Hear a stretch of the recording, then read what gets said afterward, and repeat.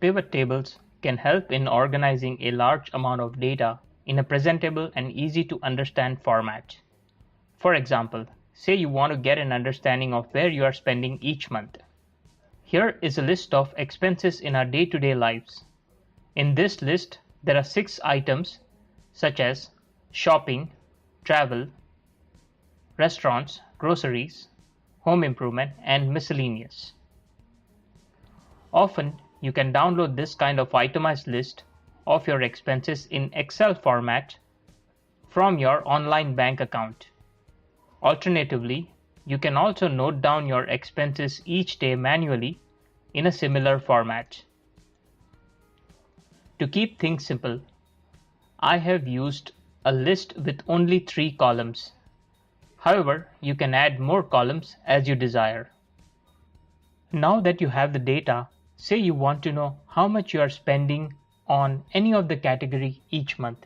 Say you want to know how much you spend on grocery in any given month. One way to do that is look up each month's grocery expense and add up the amount individually. Similarly, if you want to know how much you spent on travel, you can look up each month's travel expense and add up individual amounts. While you are doing that, you will quickly realize how daunting that task can get. Alternatively, we can use pivot tables to get the same results quickly. Here is how to do it. Click anywhere on the data, then click on the Insert ribbon, click on Pivot Tables, and you will see a new dialog box appear. Notice that all of our data is selected here automatically. Next, we need to decide whether we want to have our pivot table in a new worksheet or existing worksheet. I would prefer to have it in a new worksheet because I like to keep my data sheet clean.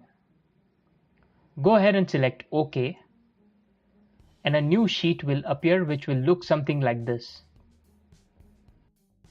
Observe that these 3 headings are the same as our 3 column headings in the original data sheet.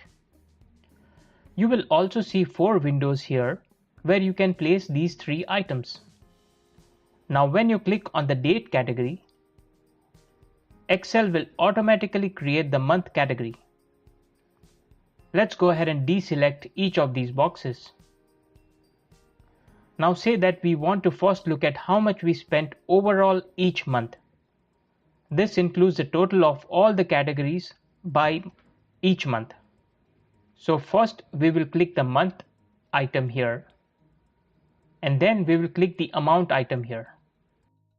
Notice that both these items were automatically placed in the respective windows where it belongs.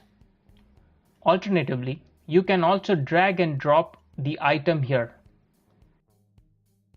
Now you have the results in front of you. You will see how much you spent in total by each month. Now let's go a step further. By looking at this data, we see that the December month seems to be out of place. It would help us to get deeper insight if we knew the expenses by each category for the month of December. To do that, we can drag and drop the category right below the month here.